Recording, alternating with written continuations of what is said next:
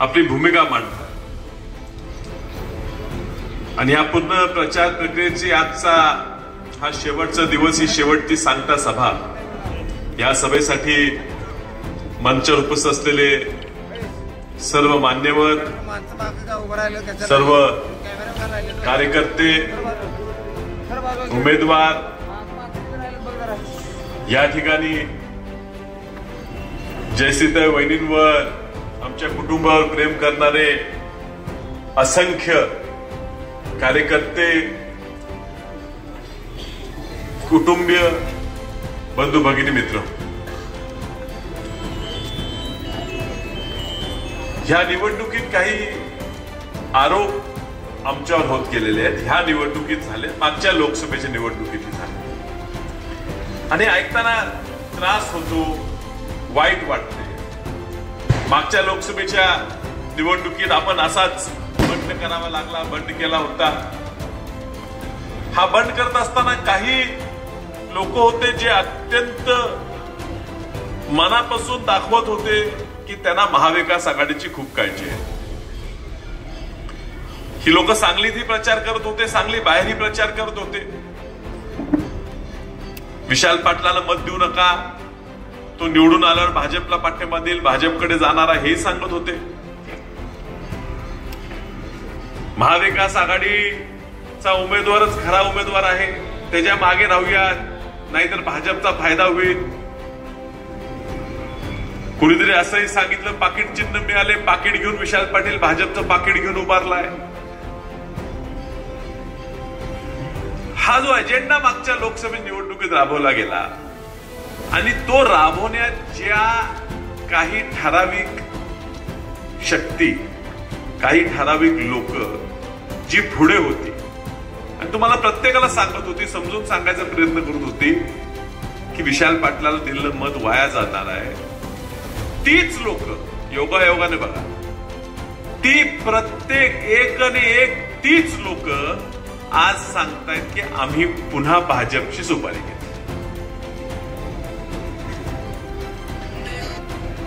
मागच्या वेळेला फक्त जरा स्पष्ट होतं की नुरा कुस्ती चाललेली आहे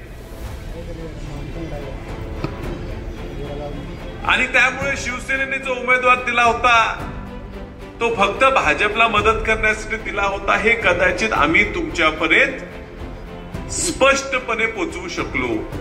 आणि म्हणून तुम्ही सर्वजण जात धर्म सगळ्या पलीकडे जाऊन तुम्ही आमच्या पाठीशी राहिला आणि भाजपला या ठिकाणी पराभूत करण्यात आपल्याला यश आलं. निवडून आल्या स्वाभाविक आहे, आम्ही काँग्रेस पक्षाला पाठिंबा दिला, महाविकास आघाडीला पाठिंबा दिला. कुणाला वाईट वाटू नये म्हणून त्या ठिकाणी उद्धवजी ठाकरेंना सुद्धा आम्ही माफी मागून त्यांच्या पाया पडून आलो, सगळ्यांची माफी मागितली. आम्ही काँग्रेसच्या विचारांचे आहे म्हणून सांगितलं. लोकसभेत महाराष्ट्रातून 14 खासदार काँग्रेस पक्षाचे, मला धरून 13 अधिक मी एक, आणि आम्ही सगळे मिळून 31 खासदार त्या ठिकाणी गेलो. 31 खासदारांची लोकसभेचे परफॉर्मन्स तुम्ही बघितले असतील. 31 पैकी जवळजवळ 20 लोक वेगवेगळ्या संधी मिळाल्यावर त्या लोकसभेत 2 मिनिटं का असताना बोलले. 31 लोकांपैकी प्रभावीपणे भाजपच्या मोदी सरकारचा विरोध फक्त एकटा व्यक्ती केला आणि त्याला महाविकास आघाडीने पाठिंबा सुद्धा दिला नव्हता. हे दुर्दैव आमचं आहे की आमची निष्ठा दाखवायला आम्हाला प्रत्येक वेळेला परीक्षा द्यावी लागते. जो पक्षाच्या चिन्हावर निवडून येतो तो सुद्धा नंतर वेगळ्या वेगळ्या गोष्टी करू लागतो. त्यांच्या कुटुंबातले लोक पण वेगळे भाजपला फायदा होईल अशा गोष्टी करू लागतात. मात्र आम्ही आमच्या विचाराशी ठाम राहिलो आणि पुढेही राहणार. मी काँग्रेसचा उल्लेख ह्या भाषणात करतो. तुम्ही कदाचित म्हणाल आपल्या विरोधात काँग्रेस लढते, हे तुमचं सगळ्यात मोठं गैरसमज. कारण जी काँग्रेस आहे ना ती हित आहे. मागच्या वेळी जो प्रयोग झाला लोकसभेला, त्या प्रयोगाला चिन्ह कदाचित वेगळं होतं. तो डाव मागच्या वेळी फसला, तो ह्यावेळी आणण्यासाठी कदाचित आपलं चिन्हच घेऊन आपल्या विरोधात कोणतरी उभं असेल. ह्या काँग्रेस पक्षाचा इतिहास आणि आपल्या कुटुंबांचा, वसंतदादांचा इतिहास तुम्ही समजून घेतला. या स्वातंत्र्य लढ्यात वसंतदादांनी काँग्रेसचा विचार धरला आणि ह्या देशाला स्वातंत्र्य काँग्रेस सोबत मिळवून दिलं. तिथं न थांबता त्या पक्षाची संघटना बांधली. तुम्ही कुठल्याही सामान्य महाराष्ट्रातल्या व्यक्तीला विचारला वसंतदादांचं काय योगदान काँग्रेस पक्षासाठी, ते तुम्हाला सांगतील की वसंतदादांचं योगदान की काँग्रेस पक्ष बळकट केला, संघटित केला, एक संघ केला, तो वसंतदादांनी केला. तुम्ही कुठल्या तरी सामान्य माणसाला विचारला सगळ्यात जास्त काळ मुख्यमंत्री महाराष्ट्राचे कोण राहिले, तर कदाचित लोक म्हणतील वसंतदादा पाटील. पण वस्तुस्थिती हे आहे की जवळजवळ सगळेच लोक वसंतदादांपेक्षा जास्त काळ मुख्यमंत्री, 4 वेळा मुख्यमंत्री पदाची शपथ घेतली, पण सगळे मिळून 3-4 वर्षाच्या वर दादा मुख्यमंत्री राहिले नाहीत. इतर लोकांना भरपूर संध्या मिळत गेल्या, पण वसंतदादांनी सत्तेत असताना सुद्धा पक्ष माझा बळकट कसा यासाठी प्रयत्न. इंदिरा गांधींशी सुद्धा त्यांचे मतभेद झाले होते. इंदिरा गांधी काँग्रेस पक्ष सोडून गेला, स्वतःचा काँग्रेस आहे स्थापन केला. कदाचित तरुणांना, लहान मुलांना या गोष्टी माहित नव्हती. आमचाही जन्म झाला नव्हता. 78 साली वसंतदादा, 77-78 साली वसंत मुख्यमंत्री असताना इंदिरा गांधीजी पक्ष सोडून गेले. त्या वसंतदादा काँग्रेस माझी आहे, मी काँग्रेस बरोबर राहणार, मी काँग्रेस बळकट करणार म्हणून दादा काँग्रेस बरोबर राहिले होते. 6 महिन्याचा काळ होता, पुन्हा सगळे एकत्र आले. पण त्यावेळी आपल्या सांगलीत वसंतदादांच्या विरोधात वसंतदादा पडावेत म्हणून इंदिरा गांधी सुद्धा स्टेशन चौकात भाषणाला आल्या होत्या. त्या कार्यक्रमात तब्बल 1 लाख लोक रात्री 11 वाजता इंदिरा गांधींचं भाषण ऐकायला त्या ठिकाणी उभे होते. मतदानाचे आदल्या दिवशी त्या उशीरपर्यंत प्रचार चालायचा. दुसऱ्या दिवशी मतदान झालं आणि इंदिरा मॅडमनी जो उमेदवार उभा केला त्याचं डिपॉझिट जप्त झालं. कालही राष्ट्रीय अध्यक्ष आमच्या पक्षाचे आले होते, त्यांनीही ह्या ठिकाणी प्रचार केला. आता त्यावेळी 1 लाख लोक आले होते, काल 1000 लोक होती का नाही मला माहित नाही, मी कार्यक्रमात नव्हतो, मी पाहिलेलं नाही. ह्या सांगलीत काँग्रेसची ओळख निर्माण केली ती वसंतदादांनी केली. ह्या सांगलीत घरोघरी काँग्रेस पोहोचवली ही वसंतदादांनी पोहोचवली. आणि आम्ही सुद्धा सांगतो, हो आम्ही वसंतदादांच्या घरातले आहे म्हणून लोक अजून आम्हाला प्रेम करतात, हो आम्ही त्या घराण्याचे आहेत म्हणून आम्हाला प्रेम करतात. जयश्रीवेणी वसंतदादांच्या घरात सून म्हणून आल्या, सामान्य कुटुंबातल्या, एक चांगल्या घरानं, चांगलं खानदान, पण गरीब कुटुंबातल्या म्हणून तुमच्याकडे सून म्हणून आल्या. प्रकाश बापू वारले म्हणून प्रकाश बापूंचा मुलगा तुम्ही वारस म्हणून स्वीकारला, प्रतीक दादांना तुम्ही निवडून दिलं. आराराबा वारले म्हणून आराराबांचा वारस म्हणून त्यांच्या बायकोना तुम्ही स्वीकारलं, सुमनताईंना तुम्ही 2दा आमदार केलं. चंद्रकांत जाधव म्हणून कोल्हापूरला आमदार निवडून आले होते 19 साली. ते ज्यावेळी निवडणूक उभारले त्यावेळेला त्यांची भाऊजाई आणि त्यांचा भाऊ भाजपचे नगरसेवक होते, पण काँग्रेसमधनं त्यांना तिकीट देऊन ते निवडून आले. 1 वर्षा 1.5 वर्षात त्यांचा मृत्यू झाला, पण त्यांच्या सुद्धा बायकोला त्यांचा वारसदार म्हणून आपण स्वीकार. पण मदत भाऊंची बायको जेव्हा आपल्या पुढे मी आमच्या कार्यकर्त्यांसाठी लढते, कार्यकर्त्यांच्या आग्रहासाठी लढते म्हणते, तो तुम्ही म्हणता घराणेशाही. सगळ्यांच्या बाबतीत झालेली घराणेशाही चालते, पण ह्या सांगलीत आम्ही काही मागितलं, मदन भाऊंनंतर जयश्री त्यांनी काहीतरी मागितलं तर घराणेशाही बोलायचा प्रयत्न केला जातो. हा दुर्दैवी प्रयत्न हा जनतेने ओळखला पाहिजे. सामान्य कार्यकर्त्यांसाठी काँग्रेस पक्ष महत्वाचा आहे ह्याची जाणीव आम्हाला आहे. काँग्रेस पक्ष वाढवणं, जीवन ठेवणं म्हणजे काय असते? हे खूप आपण ऐकतो आम्ही, काँग्रेस जीवन ठेवली, जीवन म्हणजे काय असते? या ठिकाणी कित्येक लोक बसले, ते काँग्रेस पक्षाच्या तिकिटावर काँग्रेस पक्षाचे उमेदवार म्हणून उभारले आणि निवडून गेले. किती लोक बसतात महापालिकेत निवडून गेले, किती लोक इथं आहेत ते जिल्हा परिषदेला निवडून गेले. ह्या मतदारसंघात आज जे काँग्रेसचा प्रचार करताना पुढे पुढे दिसतात आमच्या मित्रपक्षाची लोक,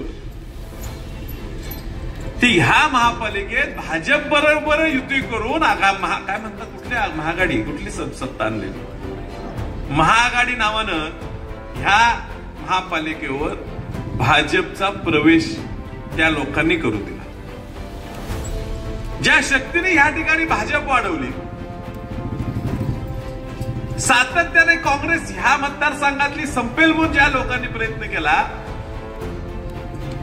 ती लोक आज आपल्याला निष्ठा पक्ष सांगतात. ह्याच्याहून गंमतशीर गोष्ट कुठली नाही. पक्ष जीवन ठेवणं म्हणजे काय? 2008 ची असेल, 13 ची असेल, 18 ची असेल, ह्या महापालिका निवडणुका कुणी लढल्या? त्या ठिकाणी काँग्रेसचा म्हणून महापौर कुणी केला? कालच विवेक कांबळेंच्या मुलाची मुलाखत भेट झाली माझी मिरजेत. विवेक कांबळेने आपलं अखंड आयुष्य घालवलं त्या रिपब्लिकन पार्टी ऑफ इंडियाच्या पक्षात. नगरसेवक झाले, पण महापौर त्यांना बौद्ध समाजाच्या सामान्य माणसाला महापौर कुणी केलं तर ते काँग्रेस पक्षाने केलं, म्हणजे मदन भाऊ पाटलांनी. कांचनताई कांबळे सारख्या सामान्य मातंग समाजाच्या कार्यकर्त्यांना महापौर कुणी केलं? काँग्रेस पक्षाने केलं, म्हणजे मदन भाऊंनी केलं. कांचन पाटील म्हणून भोशाच्या त्यांना जिल्हा परिषदेचं अध्यक्ष केलं. कोण केलं? काँग्रेस पक्षाने केलं, मदन भाऊंनी केलं. ह्या तालुक्यातनं 10 पैकी 7 जिल्हा परिषद सदस्य काँग्रेसच्या चिन्हावर मदन भाऊंनी निवडून आणले, म्हणून जिल्हा परिषदेवर काँग्रेसचा झेंडा फडकला. या महापालिका क्षेत्रात सुद्धा काँग्रेस पक्षाचा महापौर सातत्याने केला, तो काँग्रेस पक्षाने केला, म्हणजे मदन भाऊंनी. काँग्रेस जीवन ठेवणं म्हणजे काय असते? कार्यकर्त्याला लढवायचं आहे, त्याच्या मागे पूर्ण ताकद द्यायची आहे, काँग्रेस पक्ष मोठा करायचा आहे, कार्यकर्त्याला मोठं करायचं आहे. हे पक्ष मोठा बळकट करायचं काम हे मदन भाऊंनी केलं. मदन भाऊंच्या निधनानंतर जयश्रीताई वहिनी खरंच राजकारणात इच्छुक नव्हत्या, हे खरं आहे, वस्तुस्थिती आहे. आजही कदाचित माझी इच्छा त्यांनी कदाचित ही निवडणूक लढावी अशी नव्हती, कारण मला माहिती आहे अपक्ष लढायला किती अडचणी आहेत, किती आरोप आपल्यावर होतात, आणि ह्या सगळ्या आरोपातनं आमच्या कुटुंबातल्या महिलेने जावं अशी माझी इच्छा नव्हती, आणि मी त्यांना विनंतीही केली. पण वहिनींचा हिशोब खूप सोपा होता. मला काहीतरी पाहिजे असतं तर मी घेतलं असतं पद. माझा नवरा आमदार होता, एमएलसी होता, खासदार होता, मंत्री होता, काहीतरी घेतलं असतं, महामंडळ घेतलं असतं, जिल्हा बँक चेअरमन झाले असते, जिल्हा परिषद अध्यक्ष झाले असते, महापालिकेला मीच महापौर झाले असते, माझ्या पोरींना केलं असतं. केलं का? दोन्ही पोरींची चांगल्या ठिकाणी लग्न लावून पाठवून दिलं. स्वतः कुठलं पद मागितलं नाही, काही अपेक्षा ठेवली नाही. ह्या निवडणुकीत सुद्धा माझी वहिनींची चर्चा झाली. मी या ठिकाणी सांगतो, माझं वहिनींचं ठरलं. वहिनी पण मला म्हटल्या जे झालं ते विशाल चुकीत झालं, पण मी आता अर्ज भरणार नाही, आपण थांबूया. मी सांगितलं वहिनी आपण थांबूया. कार्यकर्ते आले, बसू दिलं नाही, गिन्हेला सही घेतली, परस्पर जाऊन फॉर्म भरून आला. त्या म्हटल्या लोकांच्या इच्छेपुढे काही नाही. मी जगले ह्या लोकांना. तुम्ही वहिनी मला सांगितलं, वहिनी म्हटलं अरे विशाल माझा नवरा मेला त्या दिवशी माझं जग संपलं असं मला वाटत होतं, माझं आयुष्य संपलं असं वाटत होतं. कार्यकर्ते उगीच म्हणतात की वहिनीने आधार दिलाय, खरं नाही. वहिनी म्हणतात आहो मी तुम्हाला नाही, तुम्ही मला आधार दिला म्हणून माझं पूर्ण नवीन आयुष्य म्हणून मी आज जगते, हे तुमच्यासाठी जगते. मग हा आधार देणारा कार्यकर्ता, हा आम्हाला जगवणारा कार्यकर्ता जर मला लढ म्हणत असेल तर मी निकालाची चिंता करत नाही, मी लढणार. म्हणून आज त्या लढतात. निवडणूक मदन भाऊ वारले, महापौरची निवडणूक लागली आणि तुम्ही सगळे आहे इथं, प्रत्येकाला हाऊस आहे एकदम, समाज हे ते बोलतात, बोला काय अडचण नाही. पण ह्या ठिकाणी मी स्वतः सुद्धा एका वेगळ्या उमेदवारासाठी महापौर पदासाठी इच्छुक होतो आणि आम्ही सुद्धा नगरसेवक सोबत घेऊन बाजूला गेलो की ह्या वेळेला महापौर आम्ही म्हणेल तो झाला पाहिजे. आमचे सोबत इथं निरंजन आवटी सुद्धा आहेत. निरंजन, तुम्ही सुद्धा त्या विचार केला की सुरेश बापू आवटी त्या ठिकाणी महापौर झाले पाहिजेत. आपण जवळजवळ 40 नगरसेवकांपैकी 36 नगरसेवक हे हारुणभाईंच्या विरोधात होते.